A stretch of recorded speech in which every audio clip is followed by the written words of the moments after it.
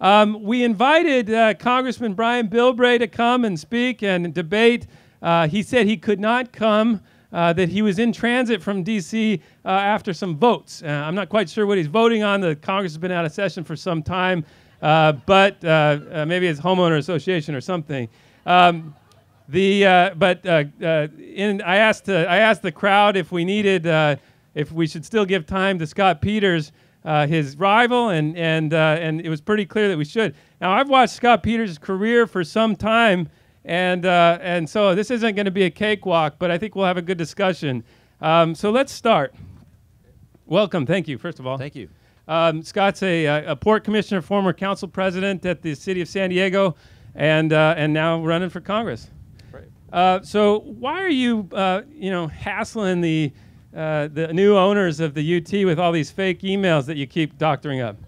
Yeah, it's so funny because I was telling Marianne I can't even put Facebook on my iPhone, so I don't know how you doctor emails, but I hope no one's buying that because we've made the offer to have the hard drive scrubbed.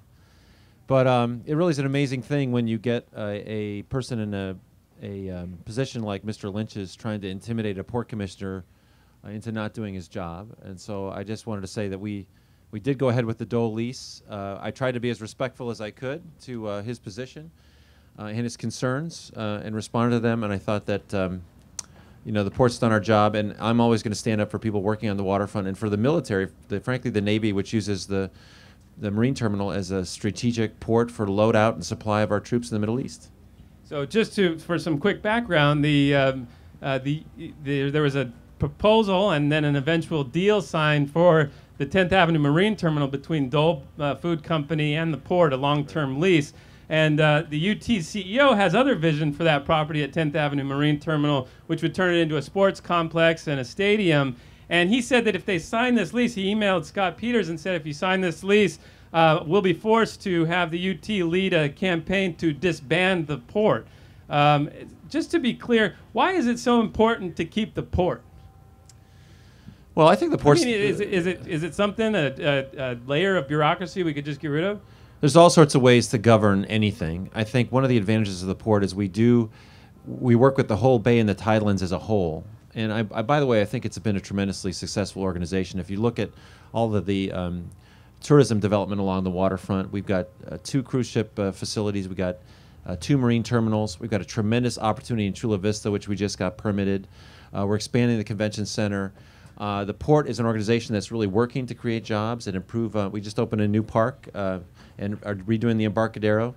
So we're creating jobs, improving recreation opportunities. We're protecting the environment. We're actually talking about climate and the effect of climate on our business operations, sea level rise in particular. I think the port's working.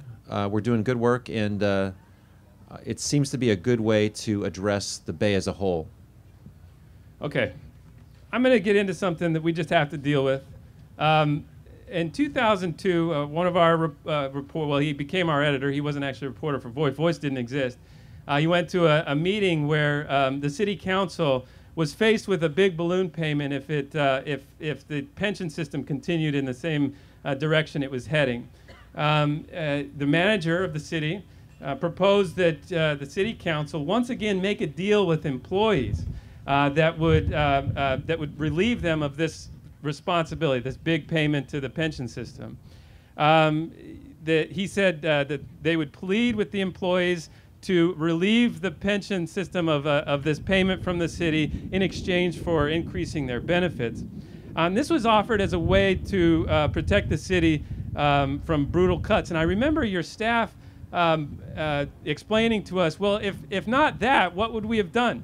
In fact, Andrew Donahue, the editor, and I used to joke, if not MP2, what? That was a constant joke we would bring up because that's what often we would hear from There people. Must be a question. Right, so just a sec.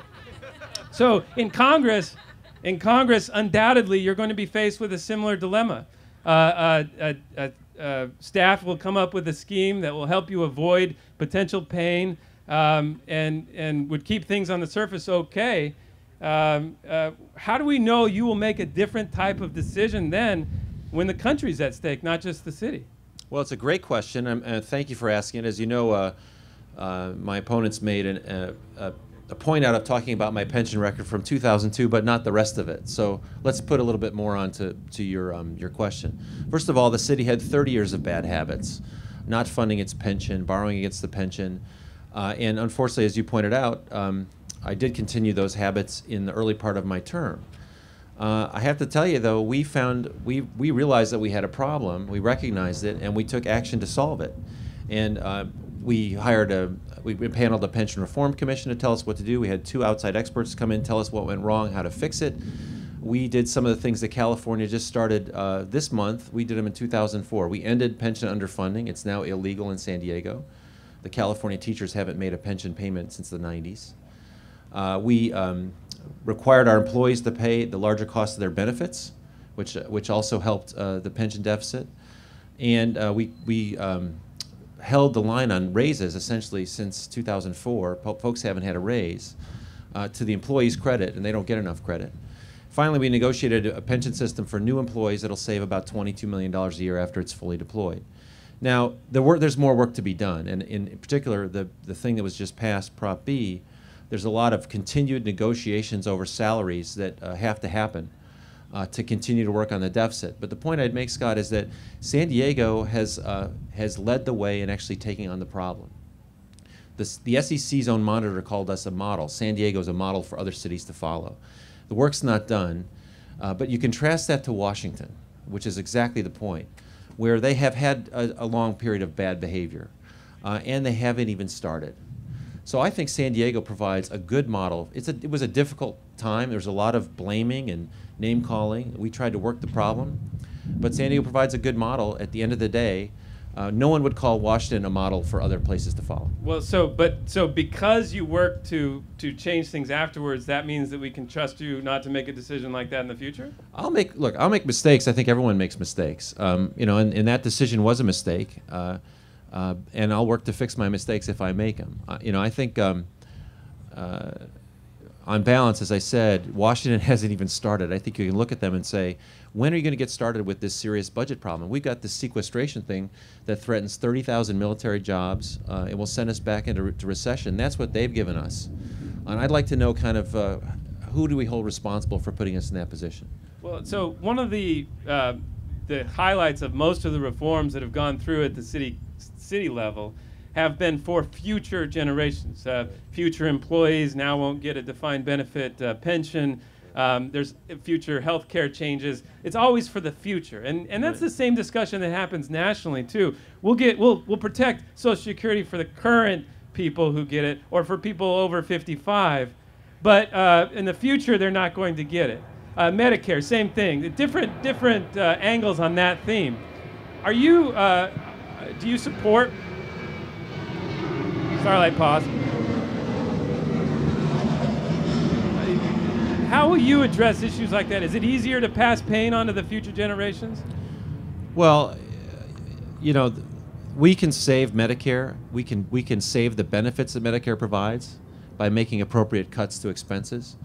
So one of the things we don't even do is negotiate the cost of prescription drugs.